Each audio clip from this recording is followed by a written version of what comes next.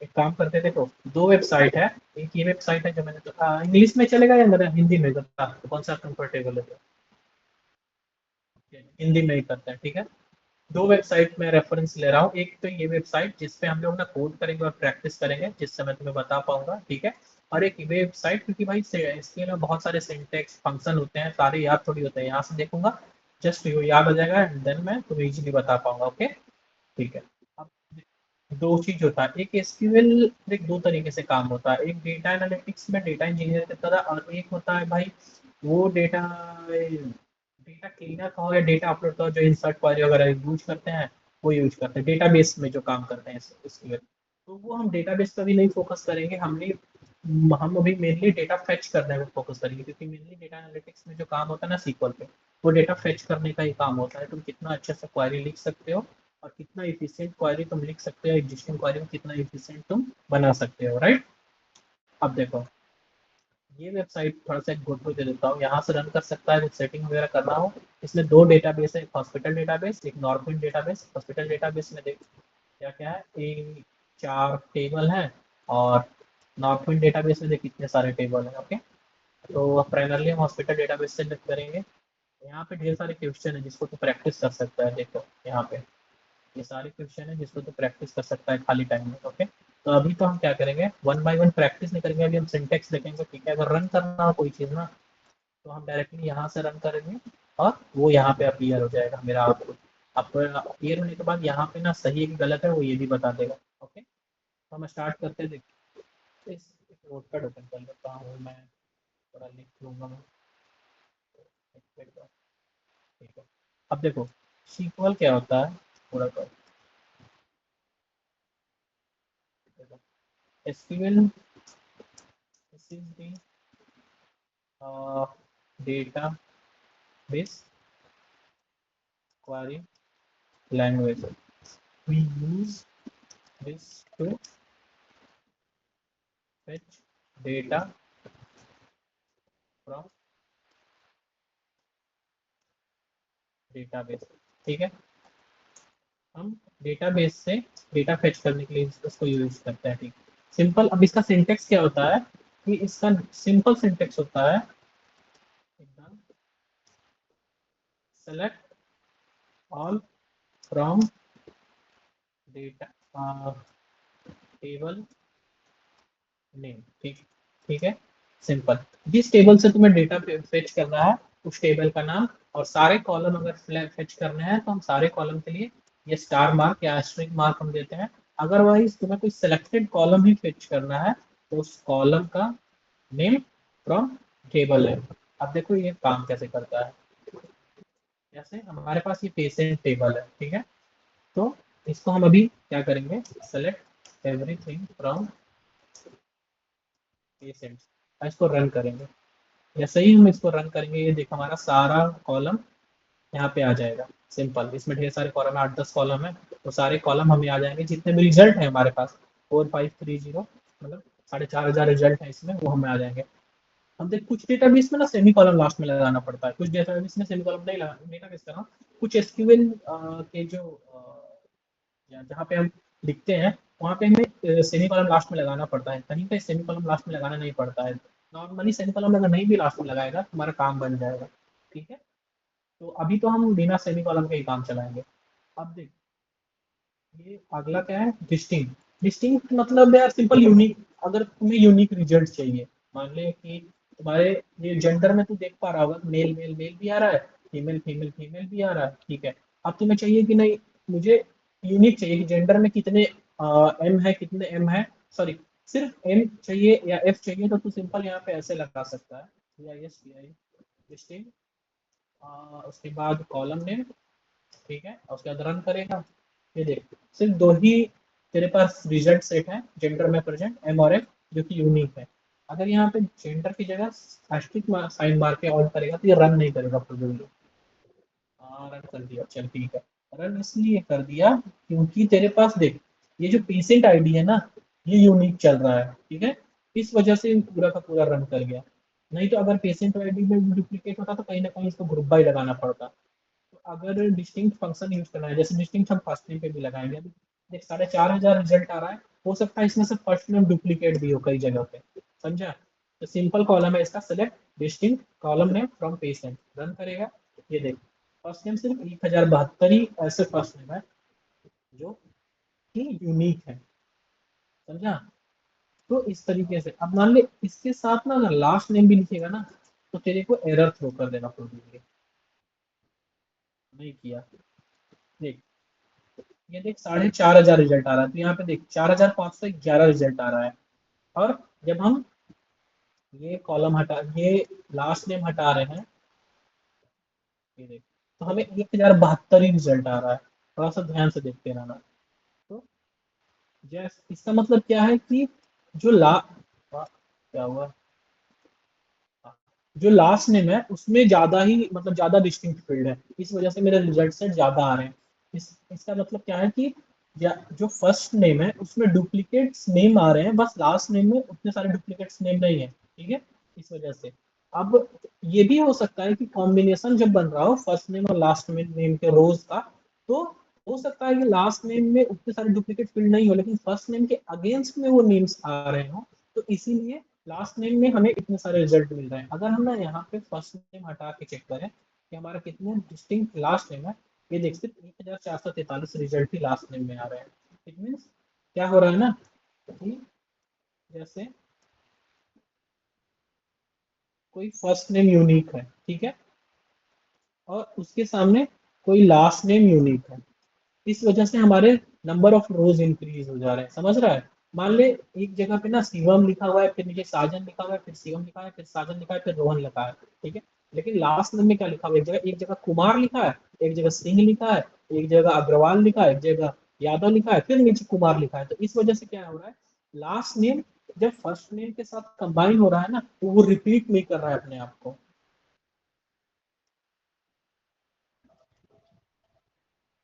हाँ कम, हाँ हाँ कॉन्कैट एक्चुअली में कॉन्कैटिनेट नहीं हो रहा है, बट जब तुम इसको एक साथ ले रहे हो ना, जैसे देख यहाँ फर्स्ट नेम और इसके सामने वाले कॉलम में लास्ट नेम आ रहा है, तो टेक्निकली ये डोनाल्ड वाटरफील्ड हो जा रहा है, ओके।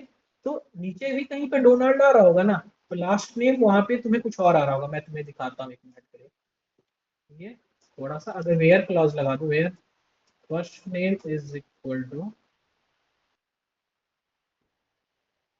डोनाल्ड, और इसको फिर मैं चलाऊं, तो ये देखो ये फर्स्ट नेम डोनाल्ड डोनाल्ड लगा रहा है लेकिन लास्ट नेम देख सबका अलग अलग है ना। इस वजह से क्या हो रहा है कि फर्स्ट नेम और लास्ट नेम मिलके ना एक यूनिक सा कॉलम, मतलब एक इमेजिनरी कॉलम बना दे रहा है, जिसमें कि ना अ, भले फर्स्ट नेम तुम्हारा डुप्लीकेट हो रहा है, बस लास्ट नेम यूनिक आ रहा है, समझे।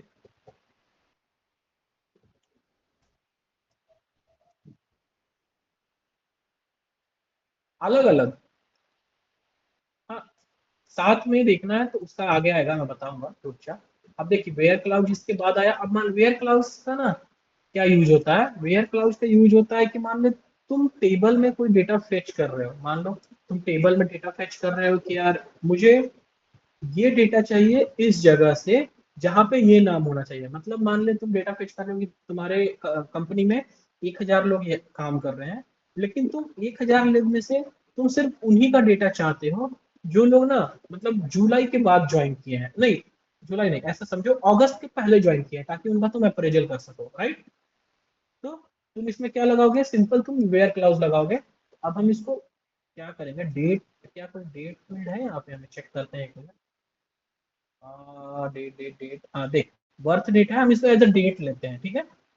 तो अब हम क्या करेंगे, यहाँ पे इसको वेयर क्लॉज लगाएंगे, where birth date is greater than, मान ले कौन सा डेट, 1963 81, कोई नियर का डेट लेते हैं, 81 हो गया और 1993। अब चल ये वाला डेट लेते हैं कि हमें सिर्फ वो सारे रिजल्ट दे दो ना, मतलब उन सारे पेशेंट्स का डिटेल दे दो जिनका बर्थ डेट इससे ज्यादा है। तो ये देख ये सारे वो पेशेंट्स का रिजल्ट दे दिया जिसका बर्थ डेट उससे ज्यादा है। अब इसको ना तुम क्या कर सकता है, जैसे तुम 31/1/1993 है, अब देखो 19/11/2017 है, 30/9/2017 है, फिर 98 आ जा रहा है। तो क्या कर इसको तुम ऑर्डर वाई भी कर सकते हैं, जैसे हम एक्सेल में ऑर्डर करते हैं ना असेंडिंग डिसेंडिंग, तो वैसे सिंपल तो इसको ऑर्डर बाई लगा सकता है, सिंपल ऑर्डर बाई। और इसमें मल्टीपल कॉलम्स हैं, तो जिस कॉलम पे भी चाहे उसके अकॉर्डिंग ऑर्डर बाय लगा दे सकता है। तो अभी हम क्या करते हैं, ऑर्डर बाय बर्थ डेट ही कर देते हैं। ठीक है, जब ऑर्डर बाय बर्थ डेट करेंगे ना, तो सबसे जो अर्लीस्ट डेट होगा इसके बाद वाला 31 जनवरी 1993 के बाद का जो सबसे अर्लीस्ट डेट होगा, या फिर ये डेट जो होगा, अगर इसको ग्रेटर इक्वल टू कर देते हैं, एक मिनट, उस डेट को भी हम इंक्लूड कर देते हैं। ये देखो 31 जनवरी 1993 वाला डिटेल्स भी आ गया। तो ये डेट से फिर ये असेंडिंग ऑर्डर में आगे देख बढ़ते जा रहा है ना।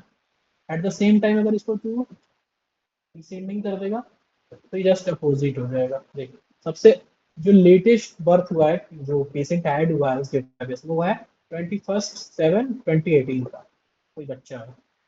तो इस तरीके से तो वेयर बाई यूज कर सकता है। वेयर का सिंपल ये यूज होता है, तुम जब डेटाबेस से कोई चीज आउटपुट कोई चीज फैच कर रहे हो ना, तो उस पर एक फिल्टर लगा रहे हो, सिंपल सा फिल्टर लगा रहे हो कि भाई मुझे ये डेटा चाहिए इस टेबल से, जहां पे ये डेटा इस तरीके से मैच हो रहा हो। सिंपल। अब देख मान ले इसमें ना तुम मल्टीपल लगा सकते हो, जैसे बर्थ डेट है, अब तुम चाहते हो कि एक और चेक इसमें लग जाए, जहाँ पे प्रोविंस आईडी मान ले ONO। ठीक है, तो प्रोविंस आईडी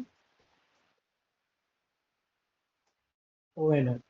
ठीक है, अब देख सारे के सारे ओएन वाले ही है क्या?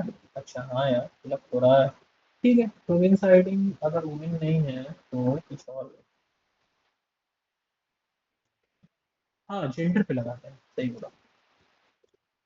जिससे ना थोड़ा फिल्टर वगैरह काम करे, तो थोड़ा हमें दिखे। अभी देख 1456 रिजल्ट आ रहा है, जेंडर अगर हम सिर्फ मेल कर देते हैं, ठीक है, तो अब देख कितना रिजल्ट आएगा। देख सिंपल 847 रिजल्ट हो गया। तो जितना ज्यादा तू वेयर क्लॉज में फिल्टर लगाते जाएगा ना, तुम्हारा रिजल्ट सिर्फ उतना ज्यादा बेटर होते जाएगा। ओके, अब मान लो यहाँ पे तुमने सारे कॉलम्स को कॉल कर लिया, एस्टेरिक साइन का मतलब होता है सारे कॉलम्स को तुमने कॉल कर लिया। अब तुम्हें चाहिए कि यार मैं ना जब कोई टेबल बना रहा हूँ या कोई रिपोर्ट बना रहा हूँ, उसमें मुझे सारे कॉलम्स नहीं चाहिए, मुझे बस यही चाहिए कि भाई मुझे प्रोविंस आईडी चाहिए, पेशेंट आईडी चाहिए, फर्स्ट नेम चाहिए, लास्ट नेम चाहिए। तो तुम्हें सिंपल यहाँ पे वही तुम कॉलम को मेंशन कर दो, patient ID, first name, last name, और उनको कॉल कर लो। सिर्फ 3 कॉलम तुम्हारे यहाँ अपीयर हो जाएगा, नथिंग एल्स। तो इस तरीके से और तो फिल्टर लगा सकता है। डैशबोर्ड बनाते टाइम ना ये बहुत यूज होता है। मान लो तू डैशबोर्ड एक बना रहा है यार, सिंपल इम्प्लॉय वाला ही बता रहा हूँ कि भाई तुम्हें ना एक डैशबोर्ड, तुम्हें पहले डेटा फिल्टर करना पड़ेगा कि भाई मुझे वो सारे इम्प्लॉय का नेम मिल जाए। कोई इम्प्लॉय वाला है क्या इसमें यार, डेटाबेस में जरा देखें। हाँ इम्प्लॉय है ना, एक काम करते हैं नॉर्थ विंड इसको यूज करते हैं थोड़ी देर के लिए। सेलेक्ट एवरीथिंग फ्रॉम,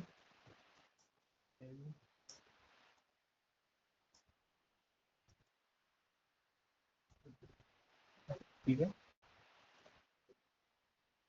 ठीक है, यहाँ पे देख एम्प्लॉय आईडी आ गया, एम्प्लॉय आईडी आ गया, last name, first name, title, title of courtesy, birth date, hire date, address, city, regional, postal code, country. अब तुम एक बात कर, इसको ना थोड़ा ऑर्डर कर लेते हैं, order by hire date descending. ठीक है, इसको रन करता हूँ। सबसे लेटेस्ट हायर देखते हैं कब हुआ है। सबसे लेटेस्ट हायर 2014 में हुआ है। ठीक है, तो एक काम करते हैं, यहाँ पे एक चेक लगाते हैं, वेयर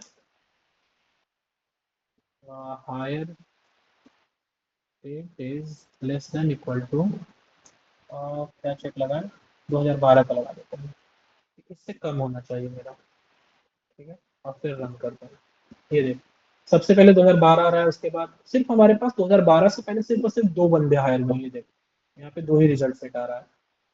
ये एक बंदा हायर हुआ है जिसका नाम है डेवेलो नैन्सी, दूसरा बंदा नाम है जैनेट लेवन। तो अब मान लो तुम्हें इस तरीके से करना है, डेटा डेटा से तुमने फेच कर लिया, अपने टेबल से फेच कर लिया कि भाई हमें वो सारे बंदों का डिटेल चाहिए जो 2012 से पहले हायर हुए थे, एक पास 2012 से पहले हायर हुए थे। हम उनका अप्रेजल 20% करेंगे। ठीक है, अब एक 2012 से 14 वालों का 15% करेंगे, 14 से बाद वालों का 10% करेंगे। तुमने एक सिंपल पाई चार्ट बना दिया। ठीक है, तो पाई चार्ट जब बनाओगे, तो ऐसे तुम्हारे पास सारे कॉलम्स की जरूरत नहीं पड़ेगी। तुम्हें क्या चाहिए, तुम्हें चाहिए वहां पे इस तरीके से क्या चाहिएगा, नहीं एम्प्लॉय आईडी पाई चार्ट में जरूरत नहीं पड़ेगा तुम्हें तुम्हें यार। हायर डेट पे, हाँ, लेकिन इससे ना पता है हायर डेट पे ग्रुप बाई लगा पाएंगे क्या हम? हायर डेट पे ग्रुप बाई नहीं लगा पाएंगे क्योंकि मुझे लगता है सारे यूनिक कॉलम है, रीजन पे भी ग्रुप बाई नहीं लगा पाएंगे यार। यहाँ पे एक काम करते हैं हायर डेट पे, और इसको ना थोड़ा ये करते हैं, अब रन करते हैं, ठीक है। ये बहुत छोटा डेटा टेबल है यार, ये 10-12 ही रिजल्ट है इसमें।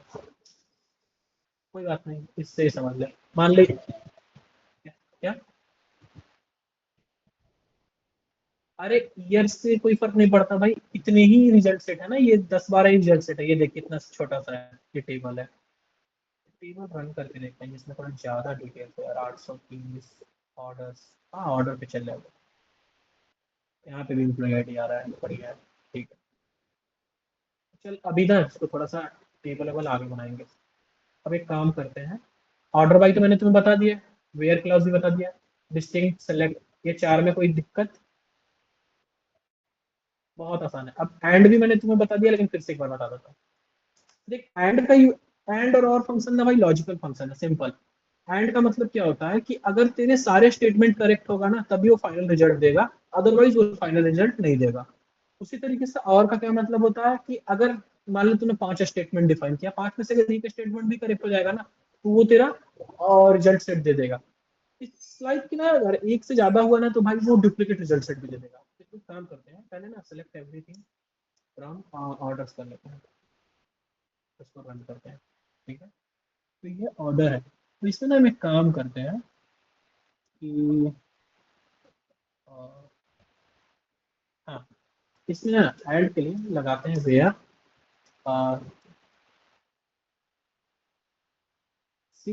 City is equal to Reigns.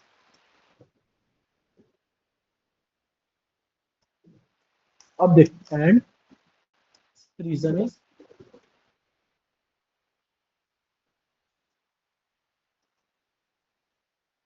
Reason is, ठीक है, वेस्टर्न यूरोपियन। इसको रन करते हैं, ये देख ये कितना रिजल्ट सेट आया हमारे पास, आई थिंक 1 2 3 4 5, सिर्फ और सिर्फ 5 रिजल्ट सेट है। अब इसमें क्या हो रहा है तुम देखो, वो हर डेटा तुम्हें दिखेगा ना जहां सिप सिटी रेंज और सिप रीजन वेस्टर्न यूरोप हो, यहाँ पे देखो सिप रीजन और सिप सिटी हमेशा तेरे ये वाले जो स्टेटमेंट है ना इससे मैच करेगा, कहीं भी इसके अलावा कुछ नहीं होगा। ये देख सिप रीजन वेस्टर्न यूरोपियन हर जगह आ रहा है, सिप सिटी रेंज हर जगह आ रहा है।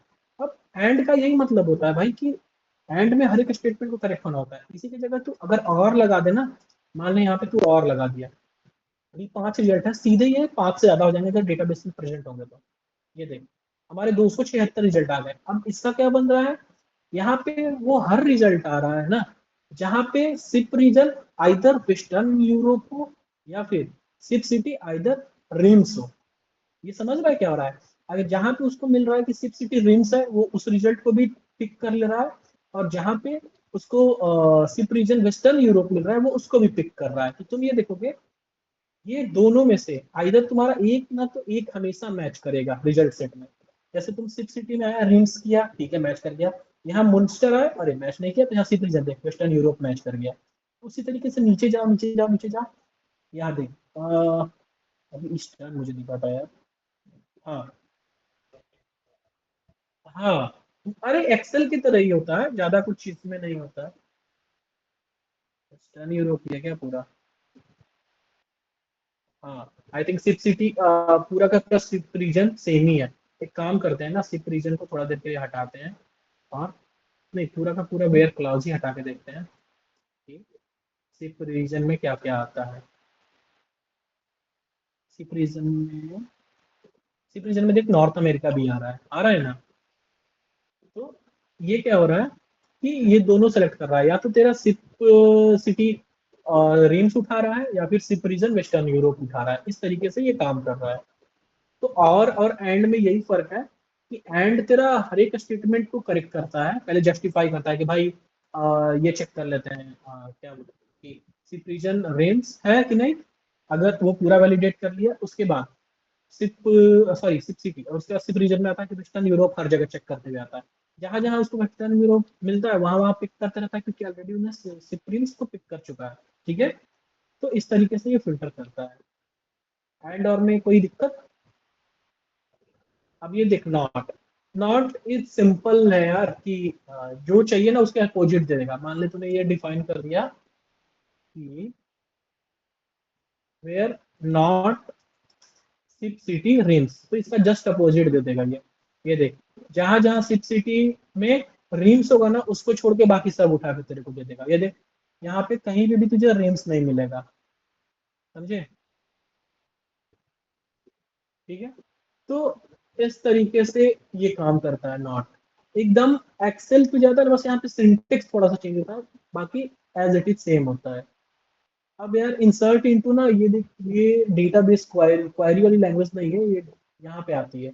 एसक्यूएल डेटाबेस में जब तुम डेटाबेस क्रिएट करते हो, वहाँ पे डेटा मतलब डेटा पुश करते हो, कुछ जगह पे ये क्रिएट सॉरी इंसर्ट इनटू वगैरह यूज होता है। तो अभी हम database fetch sorry query fetch करने वाले में हम अभी नहीं यूज होता, तो हम इसको अभी नहीं देखेंगे, बाद में देखते हैं। नल वैल्यूज, नल वैल्यूज यार सिंपल, अगर तेरे को तेरा डेटा में तेरे टेबल में किसी कॉलम में कहीं पे कोई वैल्यू नहीं है, इट मीन्स वहां पे नल वैल्यू, सिंपल। तो इसको चेक कैसे करेगा तू? मान ले select all from sip city and इसको मान ले तुम्हें चेक करना है कि यार मुझे कहीं पे ऐसा कुछ हो जहाँ पे नल वैल्यू का उम्मीद हो। जैसे हाँ, ये सिप पोस्टल कोड या सिप कंट्री में नल है कि नहीं चेक करते हैं। सिप कंट्री इज नल, ठीक है, इसको रन करते हैं। ये देख, एक रो भी नहीं है, यानी कि सारे के सारे जो डेटा है ना तेरे पास, वो आ, वहां पे क्या कर रहे हैं, वहां पे वैल्यूज पड़ी हुई है तुम्हारी, कहीं पे भी ऐसा नहीं है जहाँ पे वैल्यूज नहीं है। तो काम करते हैं शायद हॉस्पिटल।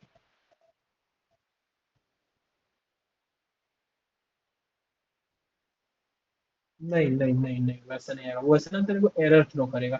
नल वैल्यूज मुझे देख, यहाँ पे एलर्जीज में तुम्हें दिख रहा है, यहाँ पे नल नल लिखा आ रहा है, दिख रहा है।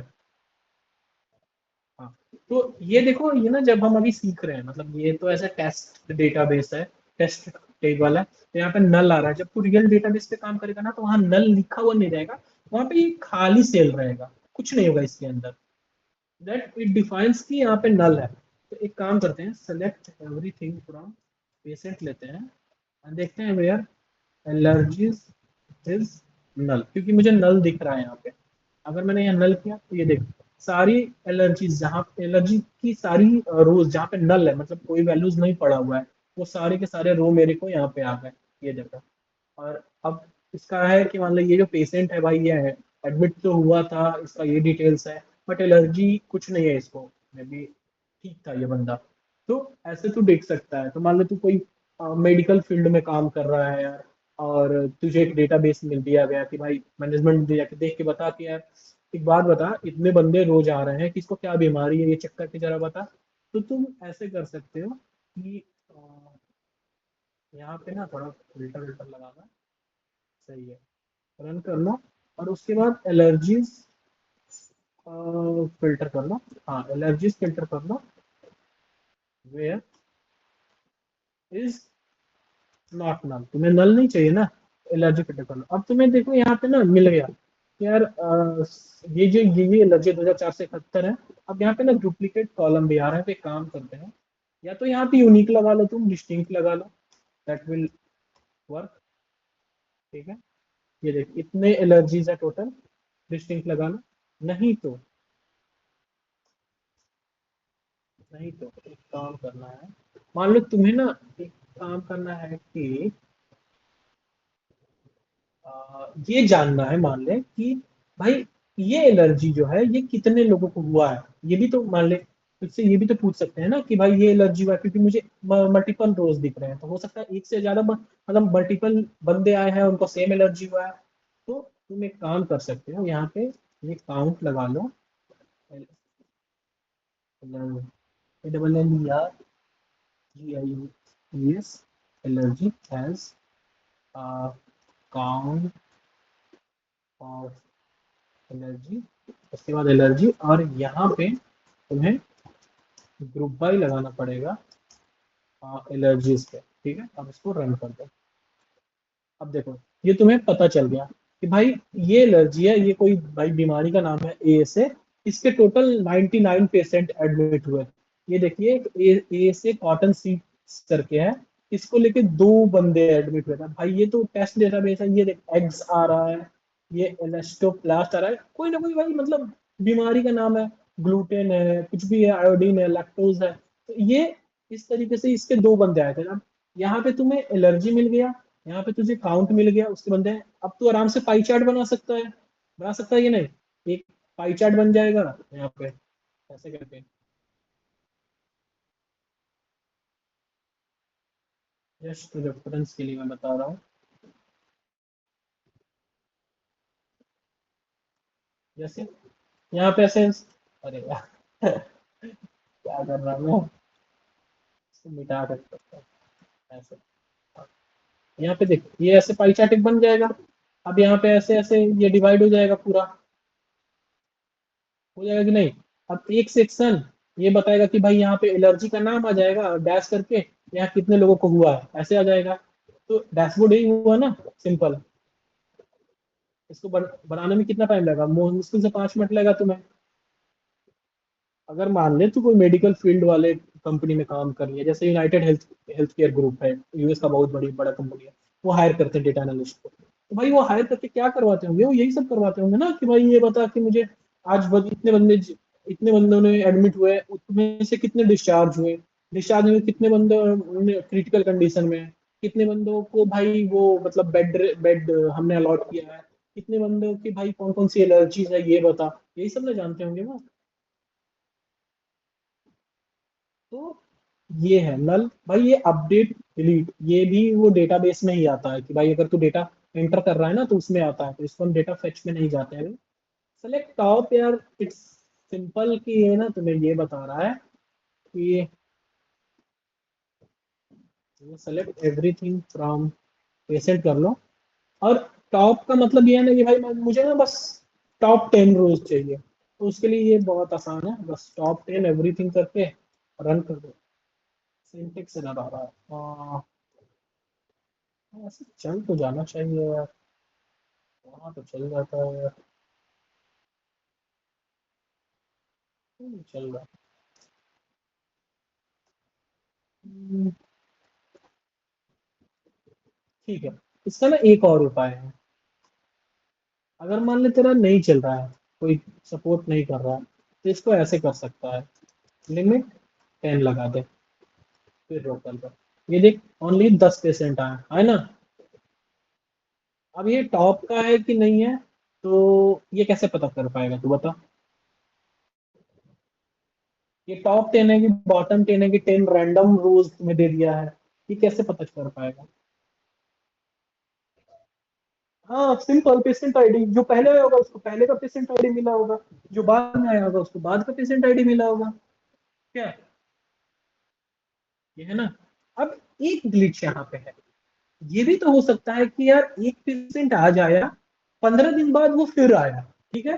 तो हॉस्पिटल्स क्या कर रहे हो, उसको सेम पेशेंट आईडी असाइन कर रहे हो।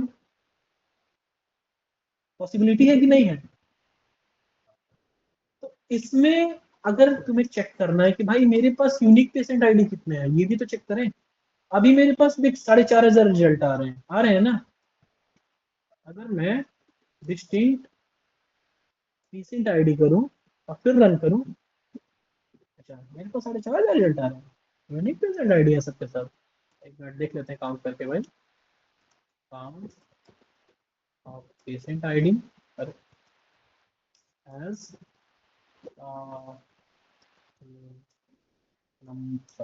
Number of patient. ओके,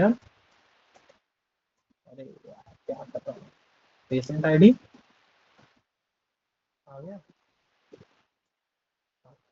और ग्रुप बाई कर देते हैं पेशेंट आईडी, ठीक है? रन कर दो। ओ भाई यूनिक है भाई चल सही है यार, अच्छा हॉस्पिटल है, किसी को दोबारा से एडमिट होने की जरूरत नहीं पड़ रही है।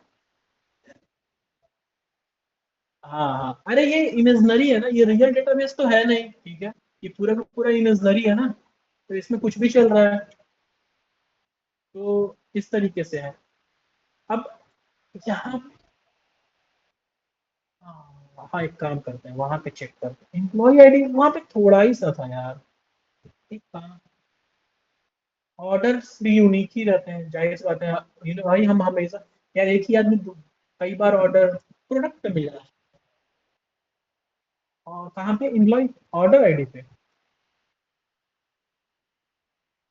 ईमेल आईडी होना भी तो चाहिए। एड्रेस, हाँ एक काम करते हैं, चेक करते हैं सिर्फ एड्रेस पे। सेलेक्ट, अभी तो 830 रिजल्ट आ रहे हैं ना। लिस्टिंग, एड्रेस, कौन कौन सा टेबल है ये कौन सा टेबल था भाई? ऑर्डर्स, ऑर्डर्स था ना, ऑर्डर्स ठीक है। ये भी कम है। हाँ चल ये ठीक है, तो एक काम करते हैं, हम चेक करते हैं ना भाई कि हमारे पास मतलब सिप एड्रेस सेम है, इट मीन्स बहुत हाई चांसेस है कि यार कोई यूनिक बंदा ही होगा, वही ऑर्डर कर रहा हो बार बार बार बार। तो इसके लिए ना एक काम करते हैं, एक और चेक लगा के चेक कर लेते हैं कि हो सकता है कि मेरा सिर्फ एड्रेस और कस्टमर आईडी मैच कर जाए। तो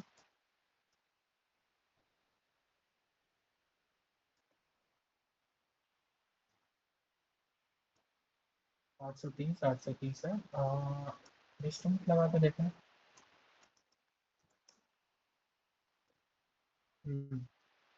मैच कर रहा है कि नहीं, एक सेकेंड, बताओ। हाँ हाँ,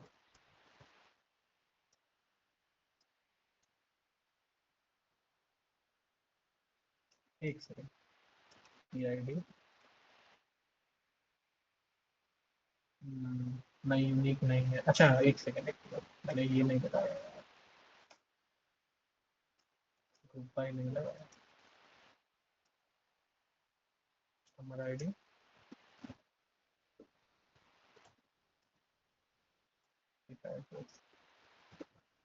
हाँ हम्म, हाँ क्या बोल रहे थे? हाँ हाँ, हम्म,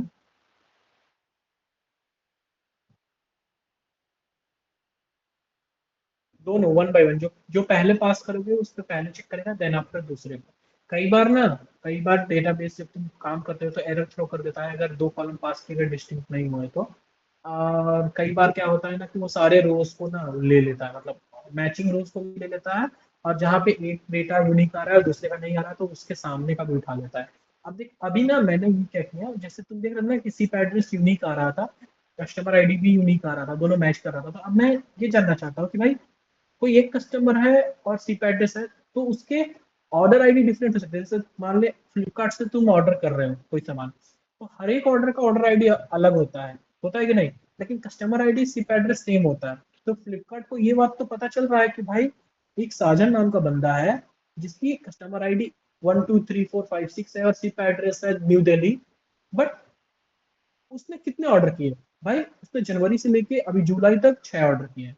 तो इस तरीके से ये है, तो उस तरीके से हो सकता है यार, वो अगर तुम मान ले तुम कोई ऑर्डर किया कैंसिल कर दिए, तो भाई तुम्हारे पास फोन देखते हो, कई बार तुम ऑर्डर कैंसिल करते हो तो फोन आता है कि सर आपने ऑर्डर क्यों कैंसिल किया है यार, आप हमारे वैल्यूएबल कस्टमर हो, ये वो फलाना ढिमकाना, या फिर बैंक की तरफ से कॉल आता है यार कि यार आप क्रेडिट कार्ड दे दीजिए, ये वो फलाना ढिमकाना। तो वो कैसे करते हैं, वो तेरा डिटेल पूरा वो बल्क में डिटेल फेच करते होंगे, फिल्टर लगाते होंगे, उसके बाद चेक करते हैं अच्छा अच्छा यही ये बंदे हैं भाई जिनको हम अपना सर्विसेज दे सकते हैं, ये अच्छे बंदे हैं, ये कभी डिफॉल्ट नहीं करेंगे। उसी तरीके से ये देख, यहाँ पे जो कस्टमर आईडी है, आ, ये ALFKI इसने 6 बार ऑर्डर कर रखा है। ये जो है एल्टोन इसने 7 बार। ये देखिए बर्क्स जो है 18 ऑर्डर कर रखा है ना?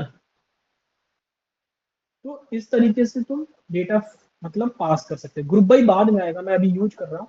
ग्रुप बाई क्या होता है मैं इसको अच्छे से बताऊंगा, अभी परेशान मत हो। यहाँ काउंट वाउंट तक समझ में आ रहा है ना?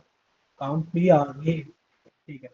अब ना देख ये काउंट वाउंट ना, यहाँ से ये देखो, यहाँ पे देखो, ये मिन मैक्स काउंट सम एवरेज, ये जो 5 है ना अभी के लिए, ये विंडो फंक्शन में आते हैं, ठीक है। विंडो फंक्शन इट मीन्स के यार इससे तुम ये मतलब मैथमेटिकल एक्सप्रेशन, मैथमेटिकल चीजें तुम यहाँ से वो कर सकते हो, मतलब डिफाइन कर सकते हो। अब जैसे मान लो तुम्हें ये पता करना है, ऑर्डर है ना, ठीक है, तुम्हें ये कोई पैसा वैसा का कोई कॉलम है क्या? कॉलम पैसा वैसा का नहीं है। एम्प्लॉइज सैलरी रेट कहाँ पे है?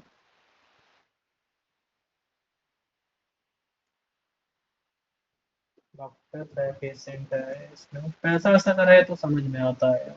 हाँ, जट हाइट वेट है, ठीक है। अब मान लें कि तुम्हें ये देखना है कि मुझे वो बंदे बताओ, वो बंदे का डेटा दो जो सबसे कम वेट का आया था, ठीक है। सिंपल कर दे, सेलेक्ट, यहाँ पे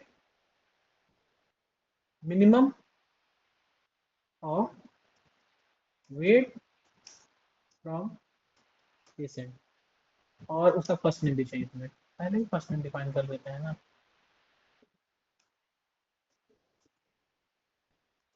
फर्स्ट नेम, लास्ट नेम, और उस बंदे का डेटा चाहिए, चाहिए जो जिसका वेट सबसे कम हो। भाई एक बंदा, एक बच्चा आया है देख, जिसका वेट वेट ना मान लीजिए 1 kg में है कि क्या है, आई डोंट नो, मे भी केजी ही होगा।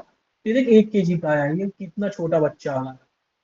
इतना इतना नहीं, इतना भी नहीं होते भाई। अब मान ले इसी की जगह तू मैक्स लगा देगा, सिंपल, तो जो सबसे ज्यादा वेट का बंदा होगा, 142 kg का बंदा आया है, मैं तो ये हाथी था। ये भाई क्या आया है ये, 142 kg का बंदा आया है। अब उसी की जगह मान ले तुझे हाइट चाहिए, तुम्हें वो बंदे का डिटेल्स चाहिए जो सबसे लंबा है। भाई 226, अब ये क्या है, सेंटीमीटर है, फीट है, इंच है, क्या है, आई डोंट नो भाई। अगर इंच भी लेके चले ना, आ क्या है भाई, 10 फीट का बंदा है ये, 20 फीट का बंदा है, पता नहीं क्या है ये, जो भी है मतलब। भाई ये 226 है। उसी तरीके से यहाँ मिन कर दो, तो सबसे छोटा बंदा आ जाएगा, ये 25 का है, उसका नाम ये देख स्टीवन केंट है। अब मान ले ये सम है, एवरेज है, काउंट है। काउंट तो पहले देखे ही कैसे हम लोगों ने लगाया। तुम्हें ना अब यहाँ पे देख, ये सम लगाओगे ना तो एरर थ्रो करेगा, देखना, सम लगाओगे तो एरर थ्रो करेगा।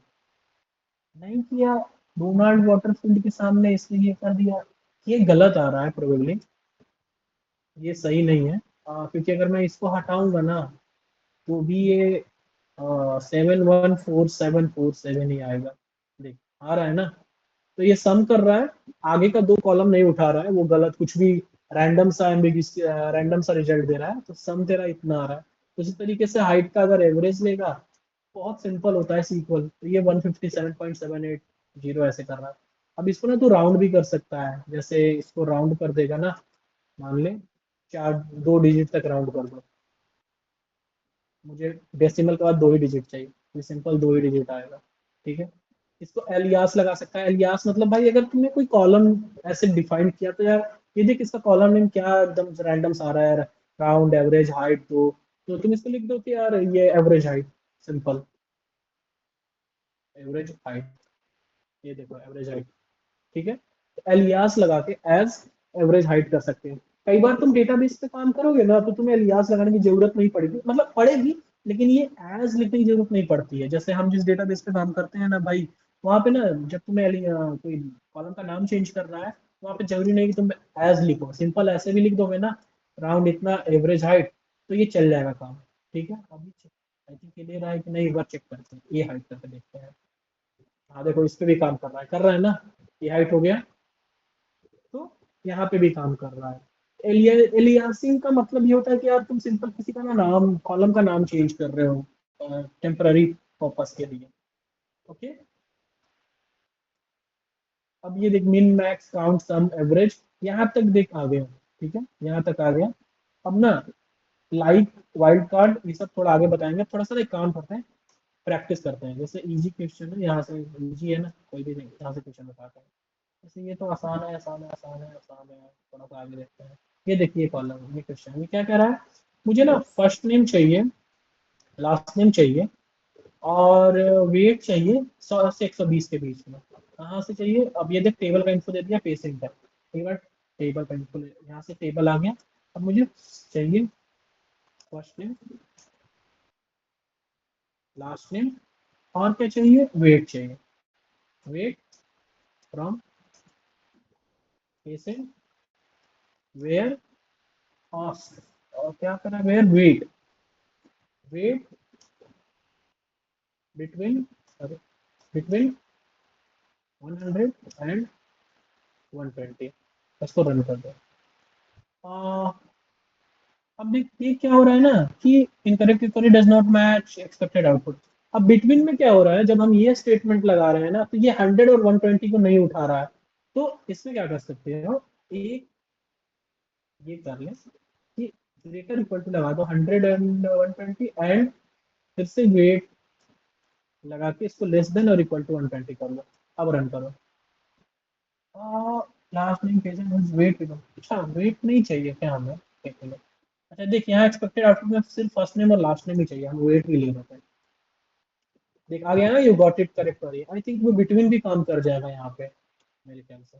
Wait between 100 and 120, got the correct वाली, देख सेम आ रहा है। हम ना उस समय क्या करते, ये इसने भी देख बिटवीन ही यूज किया, बिटवीन 100 एंड 120 हम सही लिख रहे थे। देख अब एक और चीज होता है, तुमने देखा मैंने एक क्वेरी को दो तरीके से लिखा, एक हम बिटवीन को भी लगा के हमने काम किया, और एक हमने लिखा वेट 100, वेट, एक बार लिखा वेट ग्रेटर इक्वल टू 100, और उसके बाद लिखा फिर एंड वेट लेस देन और इक्वल टू 120। तो अब तो मुझे एक बात बताओ, कौन सा क्वेरी ज्यादा इफिशियंट था, पहला वाला बिटवीन वाला या जो मैं दूसरा वाला लिखा था? हम्म? कौन सा? नहीं देखो, वो तुम्हें आसान लगा, लेकिन द थिंग इज ना, ये वाला ज्यादा इफिशियंट था। क्यों? क्योंकि ना तुमने इसमें एक बार में ही डिफाइन कर दिया कि वेट मुझे 100 और 120 के बीच में चाहिए। उसमें क्या हो रहा था कि पहले कॉलम 100 से ज्यादा उठा रहा था, एंड देन 120 को बाद में फिल्टर कर रहा था। तो इस वजह से क्या रहा था, वो स्लाइटली तुम्हें पता नहीं चलेगा मिली सेकंड में, वो स्लाइटली ज्यादा टाइम लेगा तुम्हें। तो जब वैसा वैसा स्टेटमेंट एक बड़ा क्वेरी के अंदर तुम लिखोगे ना, तो वो क्वेरी अल्टीमेटली ज्यादा टाइम ले लेता है। समझे? अब जैसे एक और क्वेश्चन उठाते हैं, यहाँ पे कोई भी क्वेश्चन उठा लेते हैं यार। सी, यहाँ पे कह रहा है, ये वाला उठाते हैं। So how many patient have been birth rate with 200 to 2010 as the birth year. अब यहाँ पे ना मैंने तुम्हें बताया था ना काउंट कैसे यूज करते हैं। यहाँ पे सिलेक्ट, मुझे चाहिए सिर्फ पेशेंट का नाम, या सॉरी पेशेंट के काउंट चाहिए, तो काउंट ऑफ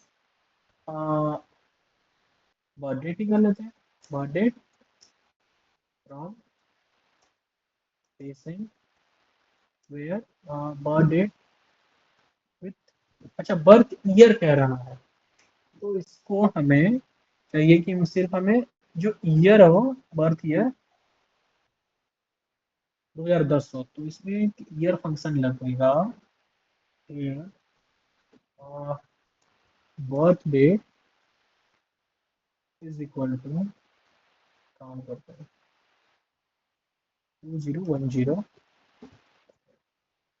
2010, और ईयर यूज करते हैं ऐसा, 55, इसने भी सेम यूज किया है, ईयर बर्थ डेट 2010। अब तुम कह रहे हो कि भाई ये ईयर कहाँ से आया। सी साजन, ये ना काम करते करते तेरे को पता चलेगा, धीरे धीरे फंक्शन याद हो जाएंगे, ठीक है। अगर मान ले तुम्हें कोई चीज नहीं पता चले कि भाई यार ये कैसे था, यार बर्थ डेटा इसका मैं कैसे यूज करता, सिंपल यार से गूगल कर सकता है तो कि कौन सा फंक्शन यूज कर सकते, जैसे मैं गूगल कर सकता हूँ कि which function is used to check the year, check the year in SQL, ठीक है। आ, यहाँ पे आ जाएगा, ये देखिए ईयर फंक्शन ही है, और इसका सिंटेक्स भी है, ईयर के अंदर तेरे को कॉलम नेम पास करना पड़ेगा, सिंपल। तो उसी तरीके से यहाँ पे ईयर के अंदर कॉलम नेम पास करके 2010 दे दिया, और हमने उस डेट पे काउंट कर लिया, तो हमें टोटल 55 बर्थ वो नंबर ऑफ काउंट है, यहाँ पे भी 55 ही है। एक और देखते हैं, यहाँ पे कौन सा देखते हैं, आगे आ जाता है ये वाला देखते हैं, मीडियम में आ जाता है। ये क्या कह रहा है, so unique birth year from patient and order them by ascending. तो यहाँ पे ना कुछ नहीं करना, यहाँ पे भी ईयर लगा देना है, ईयर लगा देना है, और उसके पहले डिस्टेंस लगाना पड़ेगा, आई थिंक लगता है। और इसको ऑर्डर करना पड़ेगा हमें, असेंडिंग में कह रहा है ना, ऑर्डर बाय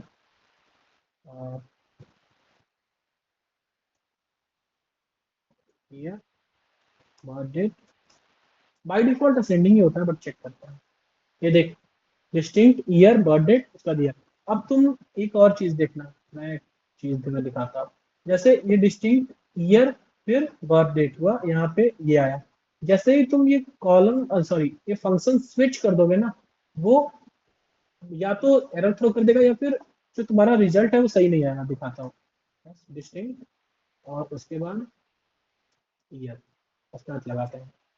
ये देख, ये कितना, ये देख 4530 रिजल्ट अभी आ रहे हैं। उस समय के मेरे कितने आ रहे थे, सॉरी वाई ईयर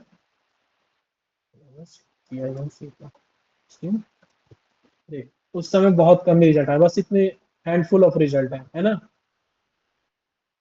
उस समय सारे, तो तुम्हें ना, जब ना ये एक जब क्वेरी लिखोगे भी ना, तो तुम्हें सिंटेक्स का थोड़ा ध्यान रखना पड़ेगा कि कौन सा फंक्शन पहले यूज होगा, कौन सा बाद में होगा। यहाँ पे क्या हो रहा है कि यहाँ पे हम पहले बर्थ डेट वाला कॉलम में हम ईयर को फिल्टर कर ले रहे हैं। जैसे ये दिखाता हूँ मैं तुम्हें, सेलेक्ट एवरीथिंग फ्रॉम पेशेंट, ये देखो बर्थ डेट कहाँ गया, हाँ ये देखिए यहाँ पे बर्थ डेट वाला कॉलम है। अब यहाँ पे 12/2/1963 है, 28/5/1981 है। तो इसमें से हमने पहले ईयर फंक्शन लगाया। इस पर ईयर फंक्शन लगाने से क्या हुआ कि ये जो पूरा का पूरा जो हमारा ये डेट था ना, ये फिल्टर आउट होकर सिर्फ हमारा ईयर बचा, सिर्फ इतना बचा। ये देखो, सिर्फ इतना बचा 1963। अब ये ना पूरे कॉलम में ऐसे ही बचा होगा, सिर्फ year year year year year ही बचा होगा। अब ईयर बचने के बाद एक और फिल्टर हमने लगाया, डिस्टिंक्ट। तो भाई डिस्टिंक्ट लगाया तो फिर एक और फिल्टर हमारा उस पर लग गया कि भाई जितने यूनिक रिजल्ट है हमें वो सिर्फ वही दे दो। तो मान ली टोटल यहाँ पे 4530 रिजल्ट है, यहाँ पे 4530 रिजल्ट है, बस ईयर 4503 तो होंगे, 30 तो होंगे नहीं भाई। कॉमन सेंस की बात है, 20-30 ईयर होंगे जिसमें से बंदे एडमिट हुए होंगे। तो वो जो 20 रिजल्ट है वो हमारे अपीयर हो गए, राइट। ये समझ,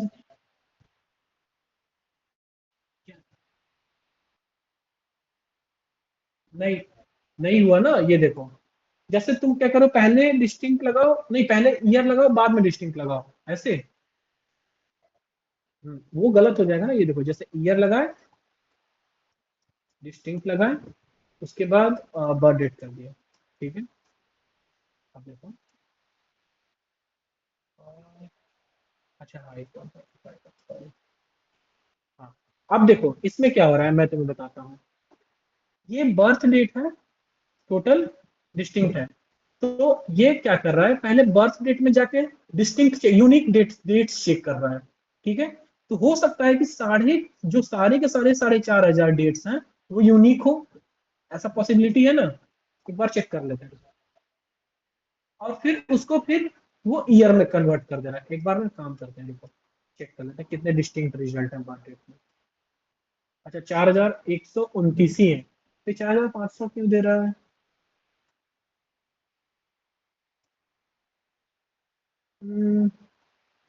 4500 क्यों दे रहा है, एक मिनट यार, मैंने ना डुप्लीकेट्स दिखे हैं यहाँ पे।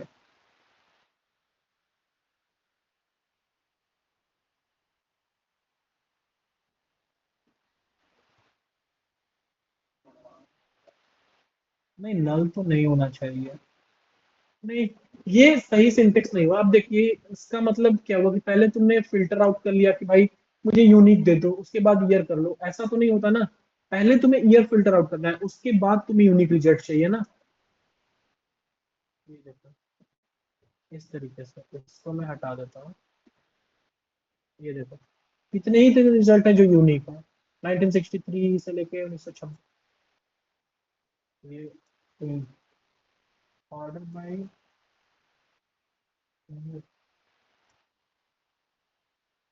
आया ना, ठीक है। हाँ, ये देखो, ये इतने ही रिजल्ट हैं जो तुम्हारे यूनिक आए, 1918, 23, 25, 26। भाई एक बंदा 1918 का जिंदा बंदा है 2026 में, बंदा है कि भगवान पता ही नहीं चल रहा है। तो इस तरीके से तुम फिल्टर आउट करके और डिस्टिंक्ट डेटा, डिस्टिंक्ट ईयर्स ले सकते हो अपने रिजल्ट में। ठीक है, तो एक काम करते हैं, आज यहीं पे पॉज करते हैं, फिर कल कनेक्ट करते हैं। कोई डाउट? ये ये ये भी वेबसाइट मैं भेज देता हूँ चैट बॉक्स में, और ये दोनों ही यूजफुल हैं, पहला वाला भी दूसरा भी। पहला वाला प्रैक्टिस के हिसाब से